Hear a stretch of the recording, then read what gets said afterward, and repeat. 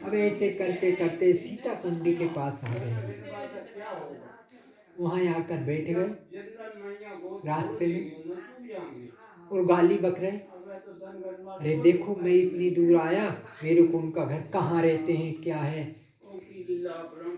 क्यों कि ईश्वर गाली में भी प्रसन्न है। हम दुखी हो गए, हम गाली बक रहे हैं। अरे हमारे बहन बहनोई कैसे हैं, कहाँ रहते होंगे साले हम, जो हमको मिले ही नहीं, इतने बड़े हैं क्या। तो भगवान ने कहा ठीक है। संध्या को वृक्ष के नीचे लेटे हुए थे, रात्रि हो गए, बोले हम यही विश्राम करेंगे। विश्राम करने लगे तो रात को 10 बजे एक सफेद हाथी आया। तो प्रयागराज के मन में एक भावना जागी, अरे हम गरीब हैं, इसलिए हो सकता है उनने कहा होगा ये इधर आया, इसको हाथी से कुचलवा दो।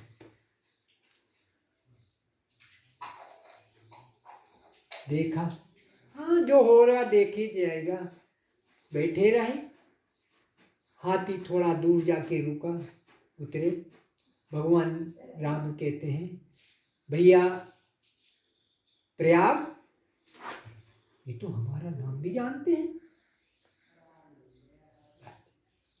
प्रणाम किया,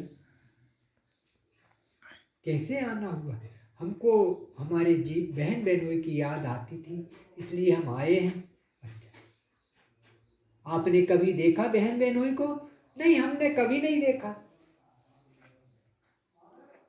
बोले हम तुम्हारे बहन भी हैं। अरे हम तो तुमको बहुत देर से ढूंढ रहे थे, सबसे पूछते थे, कोई कहता कनक भवन में मिलेंगे, कोई कहते मंदिर में मिलेंगे, तुम्हारा घर कहाँ है।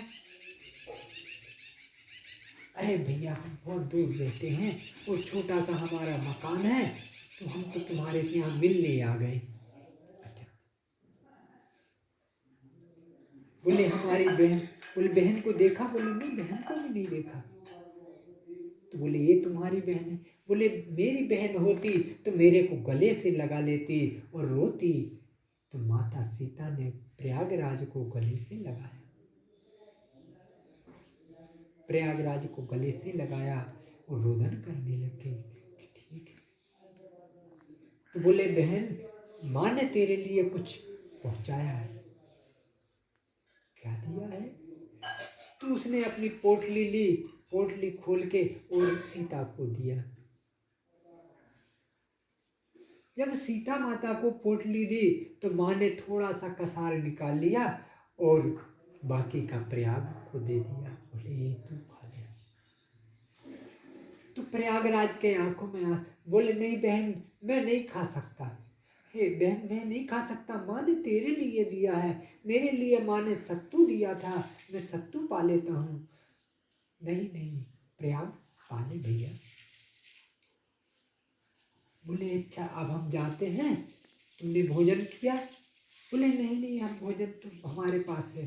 फिर भी माता सीता ने उस उधर पर एक त्यागी महाराज रहते थे, सीता कुंड के पास में एक महाराज रहते थे, तो वहां पर उन्होंने भोजन पहुंचाया, भोजन पहुंचाया, सोने के थाल। बोल दिया ये भगत आया है, इसके लिए भोजन कराना है। तो महाराज भी ना समझे, बोल देना कि वो तुम्हारी बहन ने पहुंचाया। देखा, महाराज ने देखा, अरे सोने के था।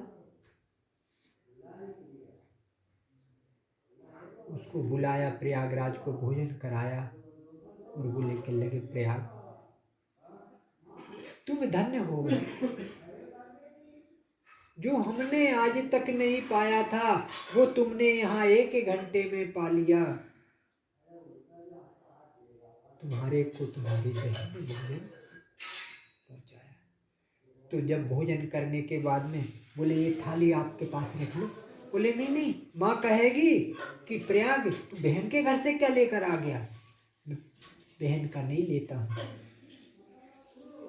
तो वहीं उनने वो थाली को वहां छोड़ा तो महाराज के लगे नहीं नहीं आप इसको ले जाओ। तो प्रयागराज थोड़े क्रोधी भी थे, अरे ठीक है, मेरी बहन जब आई, जब वो निकाल के ले जाएगी बता देना कि इस कुंड में है। उठाया सीता कुंडे में डाली, गए। अब वहां से जब ये चलते हैं, आए वापस लौट के, तो बोले के लगे, हाँ भैया बहन बहनोई तो बहुत अच्छे हैं। तो माँ के आंखों में आंसू कि अरे मैंने तो इसको वैसे समय पास करने के लिए पहुंचाया था, ये भटक के आ जाएगा, और इसको कहाँ भगवान मिलने वाले थे। तो बोले के लगे, माँ बहन भी मिली थी, बहनोई भी, एक बहुत बड़े हाथी में बैठकर आए थे, वो तो बहुत बड़े आदमी हैं। अब प्रयागराज उनका वही काम रहा, राम राम राम राम सीताराम करना। ऐसा करते करते काफी समय व्यतीत हो गया। एक दिन राम कथा चल रही थी गांव में, तो वहां प्रयागराज पहुंच गए। तो वहां पर एक दृष्टांत चल रहा था कि भगवान राम को वनवास हो गया। प्रयागराज ने सुना राम को वनवास हुआ, तो कथा सुनने के बाद में वहां से चल दिए। अरे मेरे बहन बोनोई को वनवास दे दिया उनने, कितने बेकार लोग हैं, इनके पिता माता पिता को कोई वो नहीं आया, दया नहीं रही, मेरे बहन बहनोई को वनवास दे दिया। अब इन्होंने जो भी कुछ था थोड़ा बहुत अपने पास और भिक्षा